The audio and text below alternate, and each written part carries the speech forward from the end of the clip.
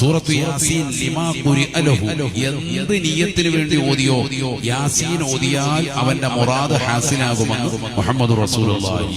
നമ്മൾ ബറാഅത്ത് രാവിലെ 3 യാസീൻ ഓതി. 3 ഉദ്ദേശങ്ങളാണ്, വലിയ ഉദ്ദേശങ്ങളാണ്. അവിടെ മാത്രമല്ല ഈ യാസീൻ പിടിപ്പിക്കേണ്ടത്, എല്ലാ ദിവസവും വേണം. كان النبي صلى الله عليه وسلم يقرأ سورة ياسين صباحا ومساء. എല്ലാ ദിവസവും അല്ലാഹുവിന്റെ റസൂൽ പ്രഭാതത്തിലും പ്രദോഷത്തിലും യാസീൻ ഓതിയിരുന്നു എന്ന് ആയിഷ സിദ്ദീഖ റളിയല്ലാഹു അൻഹാ. ഒരു ദിവസം പോലും മുടങ്ങിയിരുന്നില്ല. രാവിലെ ഓതും, വൈകിട്ട്.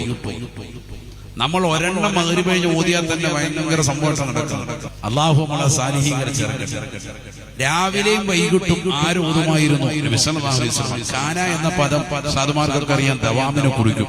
നിത്യമായി ചെയ്തിരുന്ന അമലാണ് നബി സല്ലല്ലാഹു അലൈഹി വസല്ലം. മുടങ്ങിയിരുന്നില്ല എന്നർത്ഥം. രാവിലെയും വൈകിട്ടും മുടങ്ങാതെ ഓതും.